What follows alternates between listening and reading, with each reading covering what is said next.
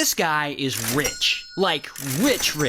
Now let's call him Quiet Dog. Now Quiet Dog grows up dirt poor in Nigeria, and he wants nothing more than to make big money and have luxury things. So he starts searching for ways to make money. And eventually, as a young dude, he joins a gang of email scammers. It's a group of young guys who get together and they concoct like these Nigerian prince type email scams. So he joins one of these gangs and he works his ass off, sending hundreds of scam emails a day, trying to con people out of their money. And Quiet Dog's good at it, like easily scamming a few $1,000s at a time from people. But over time, he thinks, nah, this isn't good enough. And he sets his sights on a much bigger target. Not people, businesses. So he ditches his gang and he starts building a new team. And they come up with a new type of email scam, which targets mostly American businesses, law firms, small banks, stuff like that. And this new type of scam works. And it works pretty well for him. And he starts making more and more money. But unfortunately for him, around that time, the Nigerian government starts cracking down on these email scam gangs. So he takes a bit of the money he's made and he uses it to relocate to Malaysia. Now in Malaysia, for the first time, he gets access to things he didn't have back home. Reliable internet access, VPN tools, which immediately makes his email scam operation 10 times more effective. And pretty quickly, he's earning more than he's ever made. But Quiet Dog is still like, nah, that's not good enough, because he feels like he has to show everyone he's making big money. So he starts up an Instagram account and he starts posting about his luxury lifestyle.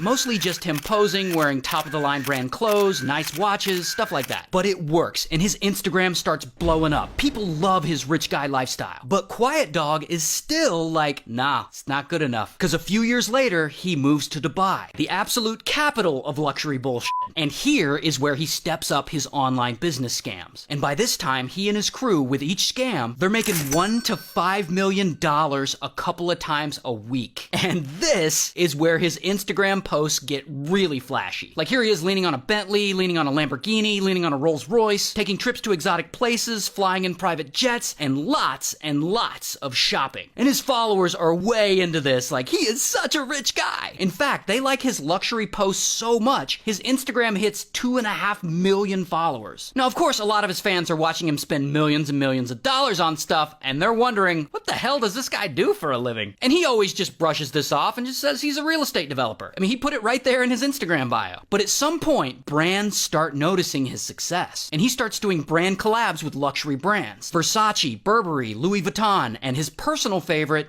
Fendi. In fact, he collaborated with Fendi so much, on his birthday, they decide to surprise him and send him a cake as a gift. And on the cake is a little figurine of him next to a bunch of Fendi bags. It's adorable. And Quiet Dog loves this. In fact, he's so excited, the first thing he does is he takes a photo and he posts it on his Instagram so his 2.5 million followers can see it. And that is where he screwed up, because this cake is going to be his downfall. So a week after Quiet Dog's birthday, boom, the FBI arrests this guy. Let's call him the Canadian. Now, the Canadian is one of Quiet Dog's email scam business partners, and the FBI had been tracking him for a while. So they arrest the Canadian and they confiscate his phone. And they see he's been Snapchatting back and forth with Quiet Dog. And at this point, they don't really know who Quiet Dog is, but they find his Instagram and they see all the big money, luxury, Gucci, Versace posts. But the FBI still doesn't really know who Quiet Dog is. They don't know his real name. They only know that he's a really rich guy who Snapchats with the Canadian about this email scam stuff. But then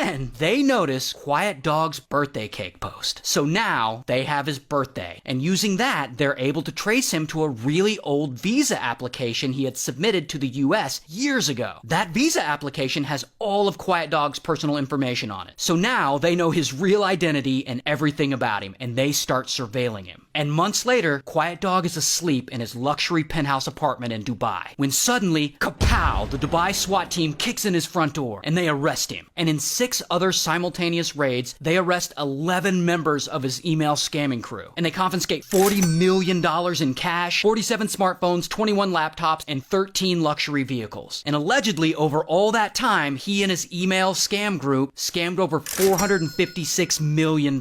So they extradite Quiet Dog back to the US. He goes to trial, he takes a plea deal, and he gets 11 years in prison. Shout out to Nigeria.